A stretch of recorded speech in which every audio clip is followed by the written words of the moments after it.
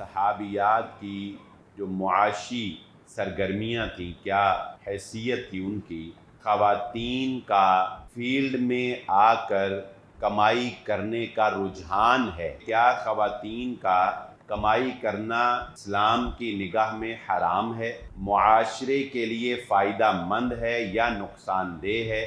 شریعت نے بیلنس کیا ہے کہ مرد کو کہا تم کماؤ گے اور عورت پہ لگاؤ گے۔ جو آپ اپنی بیوی کے اوپر خرچ کرتے ہیں، آپ کوئی بیوی کے اوپر احسان نہیں کر رہے ہوتے، اسے آپ جتلا نہیں سکتے۔ جو اللہ نے آپ کو مالی حیثیت دی ہے اس کے مطابق آپ کا فرض ہے اپنے بیوی بچوں کی کفالت کرنا۔ اگر آپ نہیں کرتے، کل قیامت کے روز اللہ کے کٹہرے میں کھڑے ہو جاؤ گے، جان چھڑانی مشکل ہو جائے گی۔ ماں باپ مل کے جس بچے کی تربیت کریں اس کا کانفیڈنس لیول کچھ اور ہے، جس کی اکیلا باپ پرورش کرے یا اکیلی ماں کرے اس کا کانفیڈنس لیول کچھ اور ہے۔ عورت کو اس کا حق نہیں دیا، ہم نے اس کو تحفظ فراہم نہیں کیا، جس کی وجہ سے اس کا مائنڈ سیٹ چینج ہوا، اور اس چینج مائنڈ سیٹ کے ریزلٹس جو ہیں وہ آج ہم دیکھ رہے ہیں۔ ہماری آج کی گفتگو، جیسا کہ آپ نے ہمارا پوسٹر یقیناً دیکھا ہوگا کہ صحابیات کی جو معاشی سرگرمیاں تھیں، کیا حیثیت تھی ان کی، اس حوالے سے ہم نے ٹائٹل منتخب کیا۔ لیکن اس عنوان کے تحت ہماری گفتگو کا جو بنیادی تھیم ہے وہ موجودہ حالات میں تیزی سے خواتین کا فیلڈ میں آ کر کمائی کرنے کا رجحان ہے۔ ہم اس حوالے سے بات کو سمجھیں گے کہ کیا خواتین کا کمائی کرنا اسلام کی نگاہ میں حرام ہے، کیا خواتین کا کمائی کرنا معاشرے کے لیے فائدہ مند ہے یا نقصان دہ ہے۔ اگر یہ جائز ہے تو کیا اس کی کچھ حدود اور قیود مقرر کی گئی ہیں، وہ کیا ہیں، ان کو کیسے ملحوظ خاطر رکھا جائے، اور معاشرے کے نتائج جو ہم دیکھ رہے ہیں اس کے اوپر آج کی ہماری ساری گفتگو ہوگی۔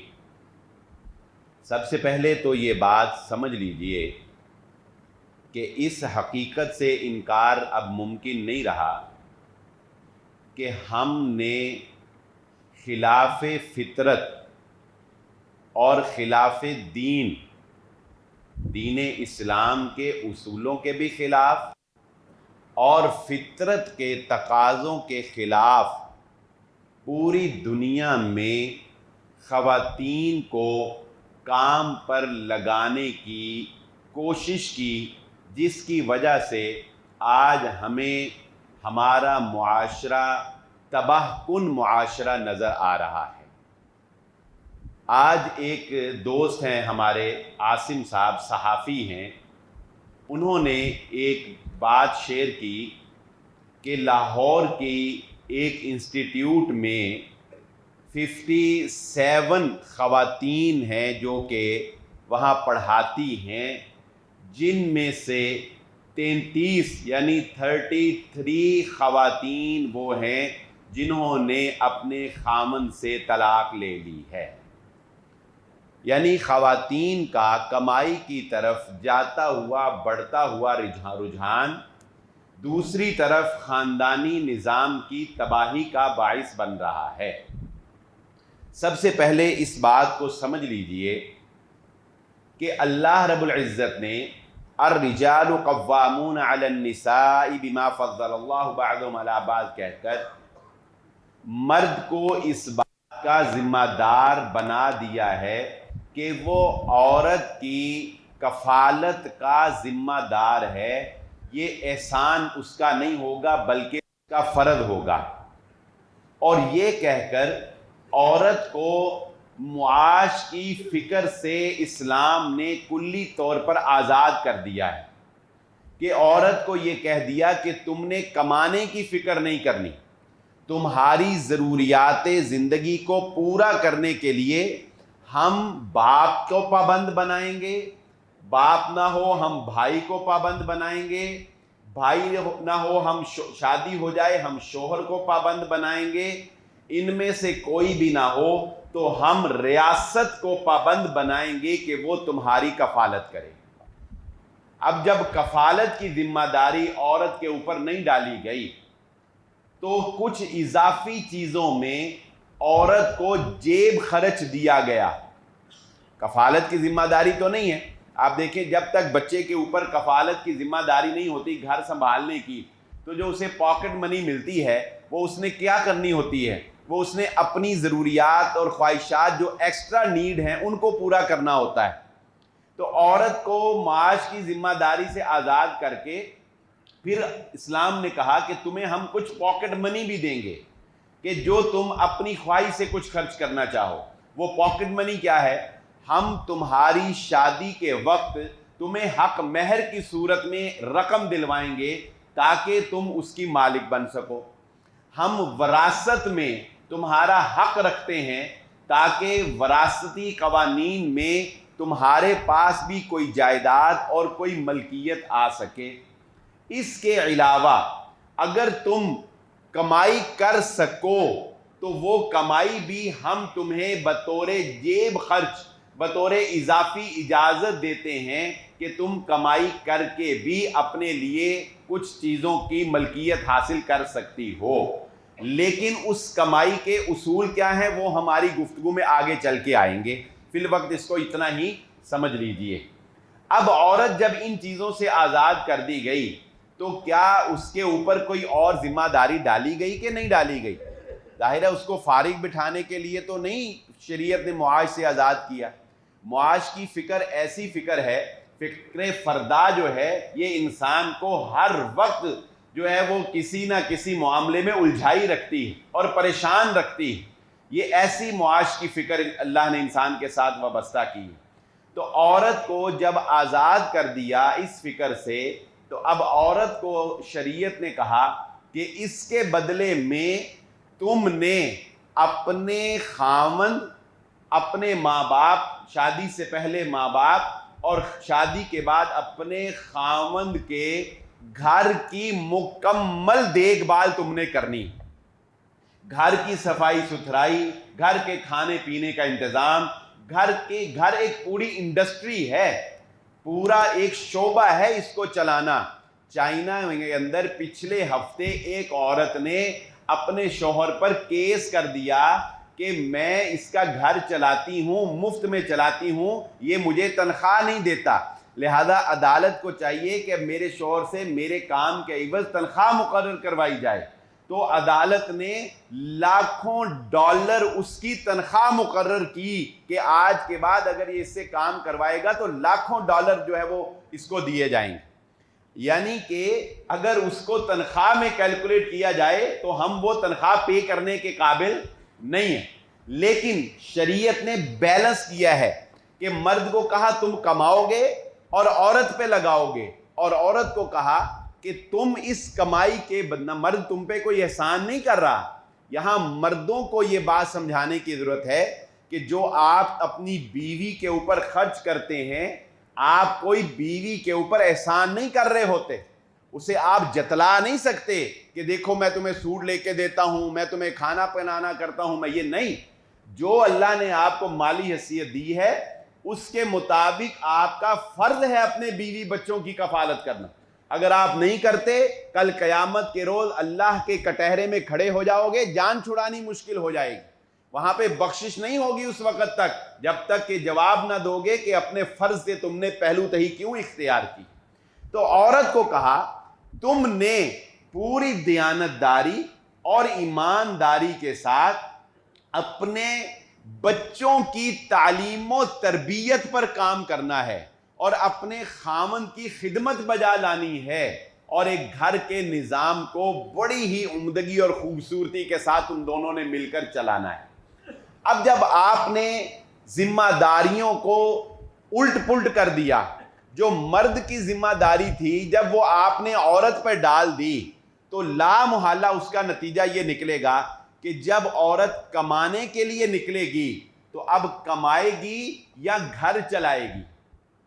وہ بہت شاذ و نادر ریئر کیسز ہوتے ہیں کہ کچھ عورتوں کو ایسی فیسلٹیز مل جائیں کہ وہ گھر داری بھی کریں اور کمائی بھی کر سکیں. یہ بہت کم عورتوں کو میسر آتا ہے. اس کے لیے کوئی خاص وسائل، کوئی خاص صلاحیت مل جائے تو اکثریت 99% خواتین جب کمانے کے لیے نکلیں گی تو اب وہ اپنے خامند کی پراپر کیئر نہیں کر سکتی، اب وہ اپنے گھر کی پراپر دیکھ بھال نہیں کر سکتی. اور سب سے اہم ہے بچوں کی تعلیم و تربیت. اب وہ بچوں کی تعلیم و تربیت میں وہ فوکس کر ہی نہیں سکتی جو فری ہو کے وہ گھر میں بچوں کے لیے کر سکتی تھی. لہذا اس کا نتیجہ کیا نکلا؟ اور یہ بات یاد رکھیں، اسی میں عورت کی جنت پنہاں تھی، اسی میں اس کی دنیا بھی تھی، اسی میں اس کی آخرت بھی تھی. رسول اللہ صلی اللہ علیہ وسلم نے فرمایا جو عورت اپنے گھر کی چار دیواری میں رہتے ہوئے اپنے خاوند کی اطاعت و فرما برداری کرتی ہے، خیانت کرتی، اس کے بچوں کی اچھی تعلیم و تربیت کرتی ہے، صرف فرائض پورے کر لے اللہ کے، صرف فرائض، اور فرائض میں اس کے لیے کیا آنا ہے؟ 5 نمازیں آنی، زکوٰۃ، روزے، صرف فرائض پورے کر لے تو قیامت کے دن جنت کے جس دروازے سے چاہے گی اللہ اسے داخلہ عطا فرما دے. یعنی یہ عورت کے لیے اتنی آسان. لیکن ہم نے اس کے خلاف شیطان کے ہتھ کنڈے میں آ کر عورت کو کہا نہیں تم کماؤ. اب جب ہم نے خلاف فطرت عورت کو کمانے کی طرف لائے تو نتیجہ کیا نکلا؟ نتیجہ یہ نکلا جو کہ آپ دیکھ رہے ہیں. دیکھیں، سب سے پہلے کوئی شیطانی عمل، جس طرح ٹیکنالوجی ہمیں لیٹ پہنچتی ہے نا، اس طرح شیطان بھی ہم تک ذرا دیر سے پہنچتا ہے. ہم پیچھے جو ہیں تھوڑے سے. سب سے پہلے شیطان مغرب میں اٹیک کرتا ہے، مغرب کے بعد شیطان بر صغیر میں انڈیا میں آتا ہے، انڈیا میں بمبئی سے ہوتا ہوا شیطان کراچی پہنچتا ہے. کراچی سب سے پہلے ایڈوانس ہوتا ہے برائی میں. کراچی سے پھر برائی لاہور پہنچتی ہے، لاہور سے پھر برائی جو ہے وہ فیصلہ آباد پہنچتی ہے، اسلام آباد ان دونوں کے درمیان ہی کور ہو جاتا ہے، اور پھر فیصلہ آباد کے بعد آگے پینیٹریٹ کرتی ہے دیگر علاقوں. ایسے ہی ہوتا ہے نا، کوئی بھی برائی سب سے پہلے وہاں آتی. ٹیکنالوجی بھی ایسے ہی ہم تک پہنچتی.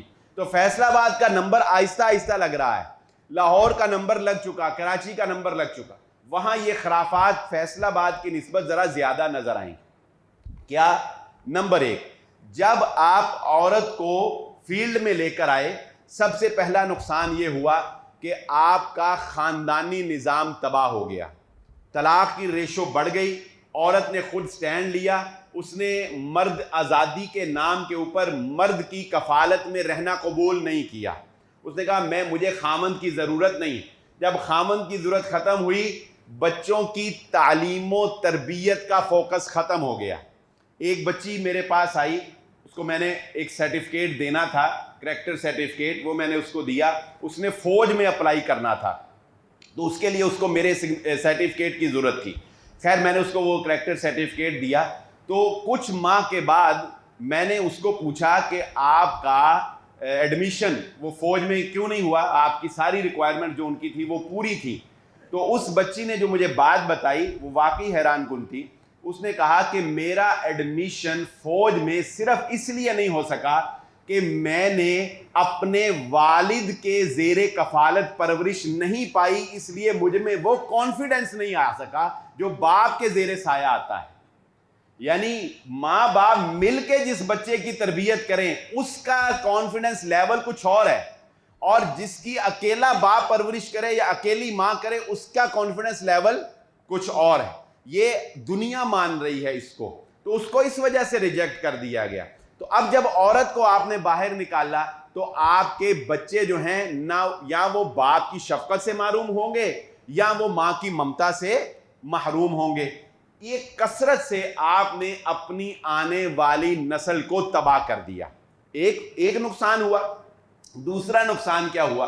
عورت کے باہر آنے سے زنا کے دروازوں کو کھولا گیا، کیونکہ فطرت نے جو مرد اور عورت کے اندر ایک رجحان رکھا ہے ایک دوسرے کی طرف جاذبیت کا، آپ اس کو ختم تو نہیں کر سکتے.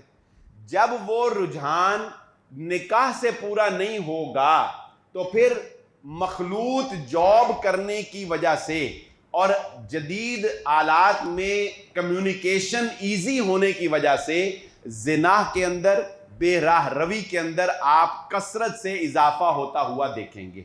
नंबर 3, औरत को मुआश की तरफ लाकर लोगों ने इसको अपनी प्रोडक्ट की सेल के लिए यूज किया।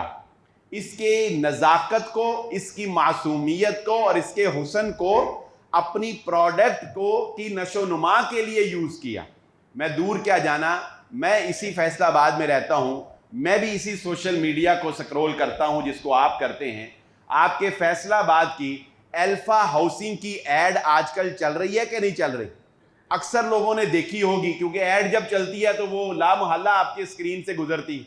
जिन्होंने नहीं देखी वो मेरी इस गुफ्तगू के बाद ज़रूर देखेंगे, क्योंकि मैं गल जो करती हूँ देखने वाली शायद छड़न वाली है। तो अल्फा हाउसिंग की जो आप ऐड देखेंगे तो आप वाज़े तौर पर शर्मिंदगी महसूस करेंगे कि एक बेचारी खातून को एक फिटिंग वाले कपड़े पहनवा कर सिर्फ प्लाटों की फरोख्त के लिए उसके नस्वानी हुस्न को इस्तेमाल किया जा रहा है। यानी इसलिए कि लोग उस औरत को देखने की वजह से ऐड देखेंगे, हालांकि उसका उससे क्या ताल्लुक है? उस प्लाट की फरोख्त से उस एक औरत का क्या ताल्लुक है? एक गाड़ी की फरोख्त से एक औरत का क्या ताल्लुक है? एक ब्लेड के इश्तिहार में एक औरत का क्या ताल्लुक है? लेकिन औरत को रिसेप्शन पे खड़ा करेंगे, औरत को जहाज के अंदर एयर होस्टेस बनाएंगे, औरत को बस होस्टेस बनाएंगे। इस तरह की जगहों के ऊपर औरत को इस्तेमाल करेंगे कि एक शरीफ आदमी उसके तसव्वुर से भी उसकी आंखों में आंसू आ जाते हैं। पहली अपील तो मैं आपसे ये करूंगा कि आप लोग जहां पर अपना असरो रसूख इस्तेमाल कर सकें, या अगर आप अपने इदारों में तो खुदारा किसी ऐसी प्लेस पर बच्चियों को ना अपॉइंट करवाएं जहां पर उनकी इज्जत का जनाजा निकाला जाता। 80 लोगों की बसों में एक बेचारी बेटी जो है वो बोतल सर्व कर रही है। ये हम कसूरवार नहीं है तो कौन कसूरवार है बताएं? उस बेटी की मजबूरी, शायद उसको तो अल्लाह बख्श दे, क्योंकि शायद कि वो मजबूरी इतनी हो कि उसकी मजबूरी उसको यहां तक ले आई हो, मगर उसको देखकर खामोश रहने वाले मैं और आप, और उसको वहां पर अपॉइंट करने वाले मर्द, और अपने प्रोडक्ट को सेल करने के लिए, अपने होटल को चलाने के लिए रिसेप्शन पर बना संवार के स्माइलिंग फेस के साथ खड़ी करने वाली बच्चियों को ये मर्द कयामत के रोज किस मुंह से बख्शे जाएंगे? इनको अपना मुहासबा करना होगा। हमें इस पे आवाज उठानी चाहिए कि खवातीन को फील्ड में लाना भी है तो उसके भी कुछ उसूल और ज़वाबित होते हैं, उनका मजाक ना बनाओ, उनके जिस्म की नुमाइश करवा के अपनी सेल और प्रोडक्ट को फरोख्त करने का बहाना ना बनाओ। तो एक नुकसान औरत का फील्ड में आने की वजह से यह हो गया।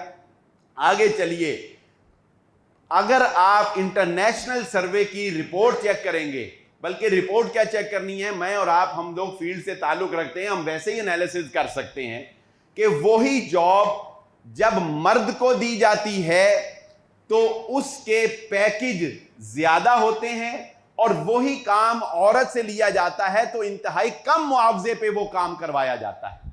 यानी सिर्फ और सिर्फ अपने माली फायदे के लिए औरत को इस्तेमाल किया जाता है।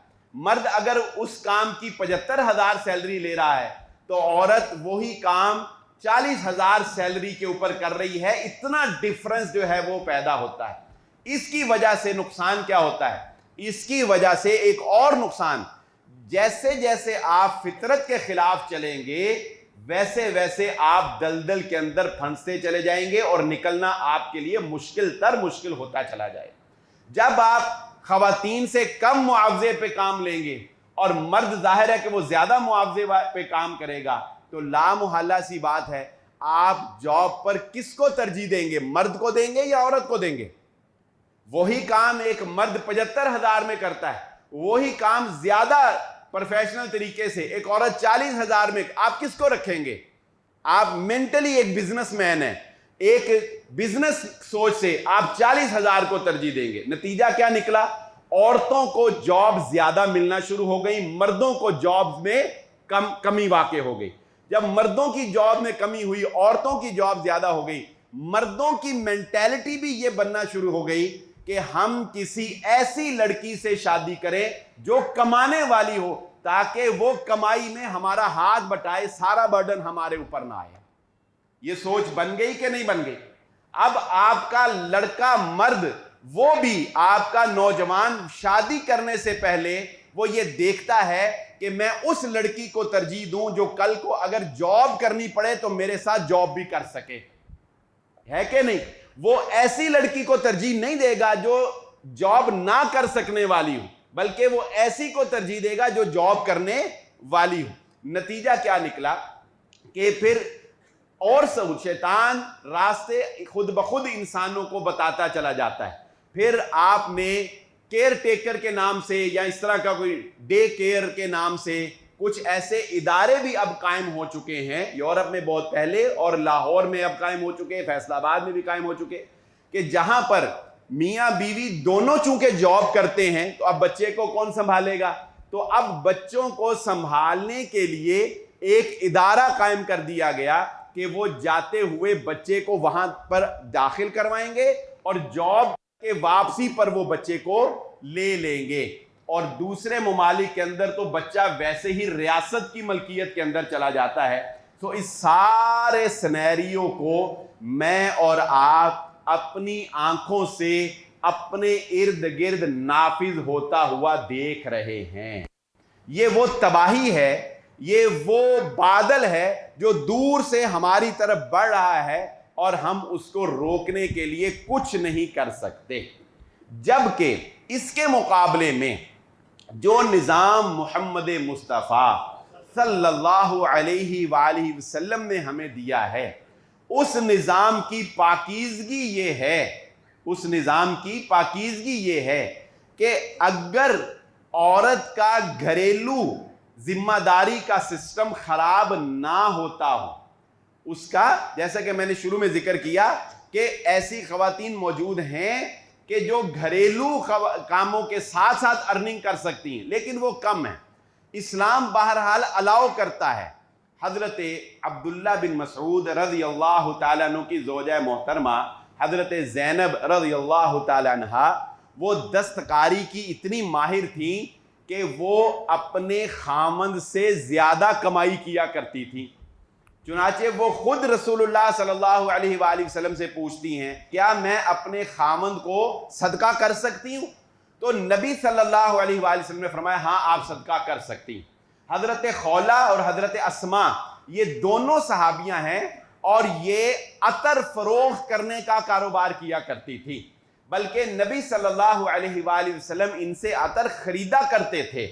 اور اسی طرح حضرت زینب بنت جحش رضی اللہ تعالیٰ عنہ کے بارے میں حضرت عائشہ صدیقہ رضی اللہ تعالیٰ عنہ فرماتی ہیں کہ وہ اپنے گھر میں چیزیں بنا کر صرف اس لیے فروخت کیا کرتی ہیں، انہیں ضرورت نہیں تھی پیسوں کی، لیکن وہ اپنے گھر میں چیزیں بنا کر صرف اس لیے فروخت کیا کرتی تھی کہ وہ ان پیسوں سے غربا اور مساکین کی مدد کیا کرتی تھی، یعنی لوگوں کی ہیلپ کرنے کے لیے صرف جو ہے وہ یہ اپنا کاروبار جو ہے وہ کیا کرتی۔ اور سب سے بڑی مثال جو ہمارے سامنے ہے وہ خود حضرت خدیجہ رضی اللہ تعالی عنہ، جو محمد الرسول اللہ صلی اللہ علیہ وآلہ وسلم کی پہلی زوجہ محترمہ ہیں۔ وہ ایک بہترین تجارت کرنے والی خاتون تھی جو لوگوں کو پوائنٹ کرتی تھیں اپنے مال تجارت کے اوپر، تنخواہ دیتی تھیں، کمیشن دیتی تھیں، اور لوگ ان کا مال تجارت جو ہے وہ فروخت کر کے آیا کرتے تھے، اور یہی سبب بنا تھا محمد الرسول اللہ صلی اللہ علیہ وآلہ وسلم کی ایمانداری کی وجہ سے حضرت خدیجہ رضی اللہ تعالیٰ عنہ کے ساتھ ان کے نکاح کا۔ دیکھیے یہ سارے تو مسائل ہیں، یہ سارے تو مسائل ہیں، مسائل تو ذکر ہوتے ہیں، ہونے چاہیے، لیکن مسائل کے ساتھ ساتھ مجھے اور آپ کو معاشرے کا ایک فرد ہونے کی حیثیت سے ان مسائل کے حل کے لیے بھی کوئی نہ کوئی آواز اٹھانی چاہیے، اور ان مسائل کے حل کے لیے بھی اپنی تجاویز یا اپنے طور پر جو اقدامات کر سکیں وہ ہمیں کرنے چاہیے۔ سو سب سے پہلی چیز یہ ہے کہ ہمیں پہلے دن سے اپنی بچوں کی، بیٹا ہو یا بیٹی ہو، ان کی تعلیم و تربیت میں اس بات کو شامل کرنا ہے۔ معذرت سے کہنا چاہوں گا کہ چونکہ خواتین نے مردوں کی طرف سے اپنے حقوق کی پامالی دیکھی، یعنی خواتین کو مردوں کی جانب سے اور ہمارے معاشرے کی جانب سے حق نہیں دیے گئے۔ مثال کے طور پہ خواتین کو یہی باور کروایا گیا کہ خامن تمہارے اوپر خرچ کر رہا ہے تو اس کا احسان ہے کہ وہ تم پہ خرچ کر رہا ہے، باپ اگر تمہاری پرورش کر رہا ہے یا باپ نے تمہاری شادی پہ لگائے ہیں تو اس نے کوئی احسان کیا ہے کہ تمہاری شادی کی۔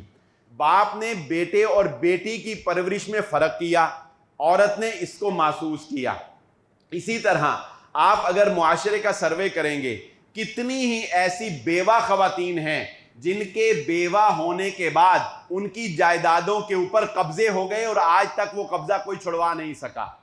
کتنی ہی ایسی مطلقہ خواتین ہیں کہ طلاق یافتہ ہونے کے بعد نہ ان سے کسی نے نکاح کیا اور نہ کوئی ان کی پرورش کرنے والا بنا، حتیٰ کہ مجبوراً انہیں مارکیٹ میں جا کے کوئی نہ کوئی جاب اور کوئی نہ کوئی کام جو ہے وہ انہیں کرنا پڑا۔ تو مرد کی طرف سے عورت نے بہت عدم تحفظ فیس کیا۔ اس کا نتیجہ یہ نکلا کہ عورت نے پہلے دن سے اپنے بچوں کو یہ سکھانا شروع کر دیا اور اپنی بیٹیوں کو یہ بتانا شروع کر دیا کہ بیٹا اتنی ایجوکیشن ضرور اختیار کرنا کہ تمہیں اگر جاب کرنی پڑے تو جاب کرنی۔ یہ ایک مینٹیلٹی ہمارے معاشرے میں شاید اس کو تھوڑا چینج کرنے کی ضرورت۔ اس کا پھر ایک اور بیڈ امپیکٹ یہ پڑتا ہے کہ جب بچیاں، بہت سی بچیاں، ایسے کیسز بھی ہمارے سامنے آتے ہیں، بہت سی بچیاں جب تعلیم حاصل کر جاتی ہیں تو اب شادی کے بعد وہ خامن سے اس بات پہ ان کا کلیش ہو جاتا ہے کہ اگر تم مجھے جاب نہیں کرنے دو گے تو پھر جو میں نے 17 سال دن رات کی محنت کر کے ڈگری لی ہے اس کا کیا فائدہ؟ اس کو زنگ لگانے کے لیے میں نے پڑھا ہے، یہ میں نے اسی لیے پڑھا ہے کہ میں اپنے پاؤں پہ سٹینڈ ہو سکوں۔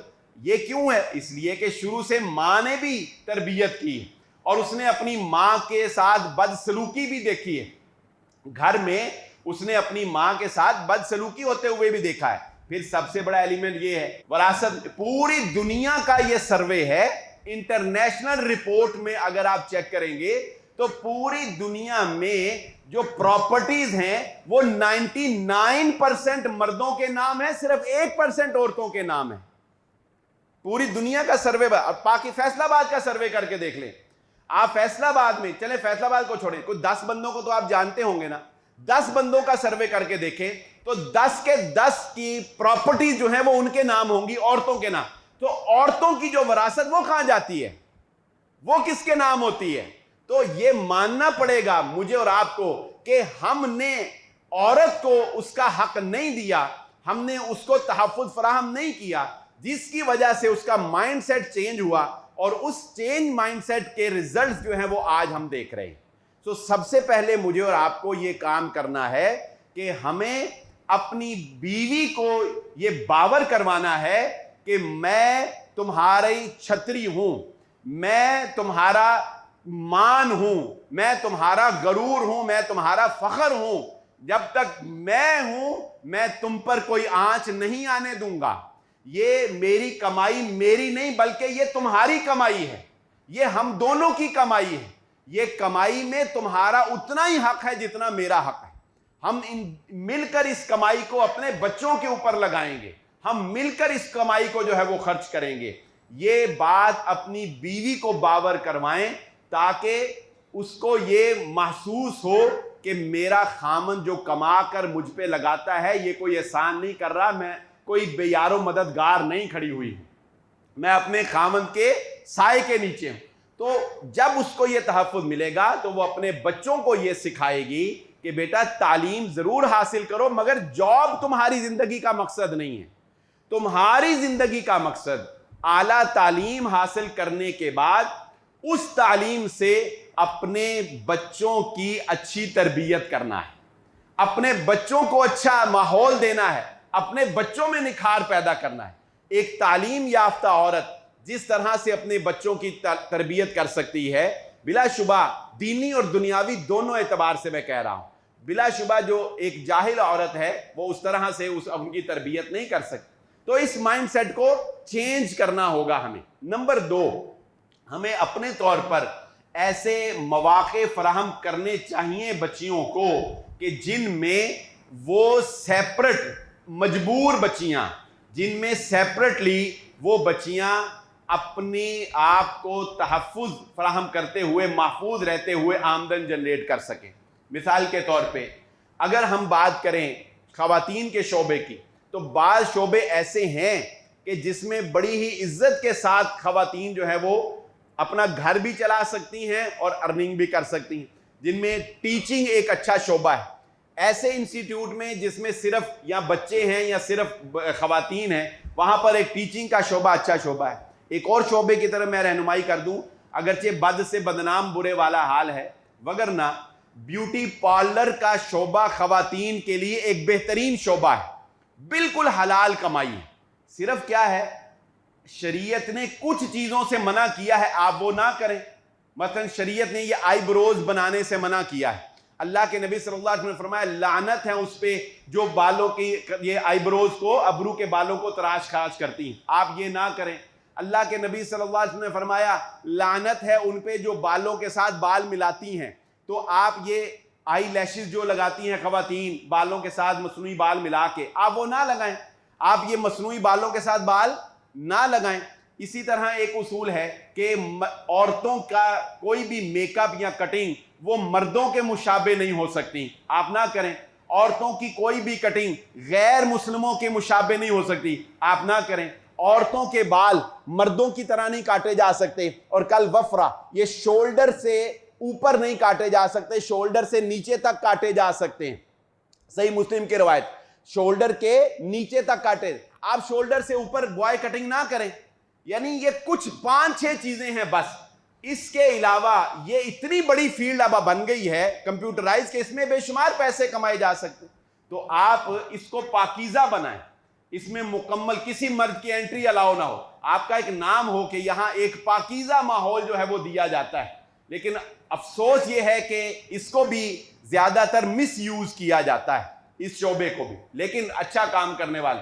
تو یہ ایک ایگزامپل میں آپ کو دے رہا ہوں. اسی طرح آج کل آن لائن ارننگ جو ہے، اس نے خواتین کے لیے بہت سے مواقع جو ہے وہ فراہم کر دیے ہیں، جس میں وہ اپنے آپ کو شریعت کے اصولوں کے پابند بناتے ہوئے، گھر میں رہتے ہوئے، پردہ داری میں رہتے ہوئے، لوگوں سے انگیج ہوئے بغیر بڑی اچھے طریقے سے جو ہے وہ ارننگ کر سکتی. اس کی وجہ یہ ہے کہ معاشی حالات بہرحال اس طرف جا رہے ہیں کہ آنے والے وقت میں وہی حال ہمارا ہونے والا ہے جو جاپان کا ہوا، کہ ہمارا لائف سٹائل اتنا اپ گریڈ ہو گیا ہے کہ اس کو مینٹین رکھنے کے لیے اب یورپ میں، امریکہ میں، جاپان جیسی کنٹریز میں، حالانکہ وہ ترقی یافتہ ممالک ہیں، لیکن وہاں پہ سب کو کمانا پڑتا ہے. کیوں؟ کیونکہ لائف کو مینٹین رکھنا ہے نا. دیکھیں جیسے جیسے آپ کی لائف میں سہولیات آتی جاتی ہیں، آپ کا لائف سٹائل اپ گریڈ ہوتا جاتا ہے، اخراجات بڑھتے جاتے ہیں، پھر نیچے جا کر رہنا مشکل ہو جاتا ہے. ویسے بھی نبی صلی اللہ علیہ وسلم نے نعمتوں کے زوال سے بھی پناہ مانگی. اللہ تعالی ہم سب کو نعمتوں کے زوال سے محفوظ فرمائے. پھر اس لائف سٹائل کو مینٹین رکھنے کے لیے، اور جو معاشی بحران کا ہم شکار ہیں، تو اس سے انکار نہیں کیا جا سکتا کہ لوگ بہت مجبور ہیں، لیکن اس کے آلٹرنیٹ کے طور پہ ہمیں ابھی سے تربیت کر کے پازیٹیو ویز جو ہیں وہ اپنے سٹوڈنٹس کو اور اپنے بچے اور اپنی بچیوں کو جو ہے وہ دکھانے چاہیے. اور اس میں سب سے اہم چیز جس پر میرا دل خون کے آنسو روتا ہے، اور وہ واقعات ایسے ہیں کہ یہ ممبر رسول صلی اللہ علیہ وآلہ وسلم اس کا متحمل نہیں ہے کہ میں وہ واقعات جو ہیں وہ آپ کے ساتھ یہاں پہ شیئر کروں. سب سے زیادہ ضرورت اس بات کی ہے کہ مرد کے اندر حیا پیدا کی جائے. جس طرح مرد عورتوں کی، بچیوں کی مجبوری سے ناجائز فائدہ اٹھاتے ہیں، اللہ کی قسم خدا کی پناہ ہے اگر کوئی نبی صلی اللہ علیہ وسلم کی دعا نہ ہوتی تو یہ زمین پھٹ گئی ہوتی اور ہم اس میں دنس دیے گئے ہوتے، یہ آسمان ہمارے اوپر گرا دیا گیا ہوتا. جس طرح مرد بچیوں کی مجبوری کا اپنی ہوس کے لیے نشانہ بناتے ہیں، کیا ایمان کمزور ہوتا ہے، ویسے بھی وہ معصوم ہوتی ہے، جلدی باتوں میں آ جاتی ہے، اس کو ہمدردی چاہیے ہوتی ہے، باپ کی طرف سے ہمدردی نہیں مل رہی ہوتی، جو دو بول سناتا ہے وہ اسے اپنا ہمدرد سمجھ کے اس کے ساتھ لگ جاتی ہے۔ لیکن مرد کو قوام بنایا ہے، یہ سمجھدار ہوتا ہے، یہ دیکھ رہا ہوتا ہے، یہ عقاب جیسی نظر رکھتا ہے اور لومڑی جیسی شرارت رکھتا ہے اپنے اندر۔ مرد کی تربیت کرنے کی ضرورت، اپنے بچوں کی تربیت کرنے کی ضرورت ہے، ان کی آنکھ میں حیا پیدا کرنے کی ضرورت ہے، ان کی سوچ میں حیا پیدا کرنے کی ضرورت ہے کہ وہ کسی کی مجبوری سے ناجائز فائدہ نہ اٹھائے، کیونکہ مالی مجبوری اور دیگر مجبوریاں ایسی ہیں جو انسان سے بہت سے گناہ اور بہت سی غلطیاں کروا دیتی ہیں۔ اسی لیے رسول اللہ صلی اللہ علیہ وآلہ نے فرمایا تھا کہ اے اللہ میں تیری پناہ میں آتا ہوں اس فقر سے جو انسان کو کفر کے قریب کر دے، اللہ ہم سب کو محفوظ فرمائے۔ آج کی گفتگو کا لب لباب اور خلاصہ کلام میں آپ کے گوش گزار کر دوں۔ ہماری آج کی گفتگو کا بنیادی تھیم یہ ہے کہ معاشرہ تیزی سے معاشی بدحالی کی وجہ سے عورتوں کو فیلڈ میں ورکنگ پلیسز پر کھڑا کر کے تباہی کی طرف جا رہا ہے۔ سب سے پہلے میں نے آپ کے سامنے یہ بات رکھی کہ اصل کام یہ ہے کہ مرد کو اس کی ذمہ داری کا احساس دلاتے ہوئے یہ سمجھایا جائے اور اس کو مضبوط کیا جائے، مرد کو مضبوط کیا جائے، مرد کے معاش کو مضبوط کیا جائے کہ وہ اپنے بیوی بچوں کی اور اپنے گھر کی کفالت کی ذمہ داری کو فرض سمجھتے ہوئے ادا کرے، احسان سمجھتے ہوئے اس کو ادا نہ کرے۔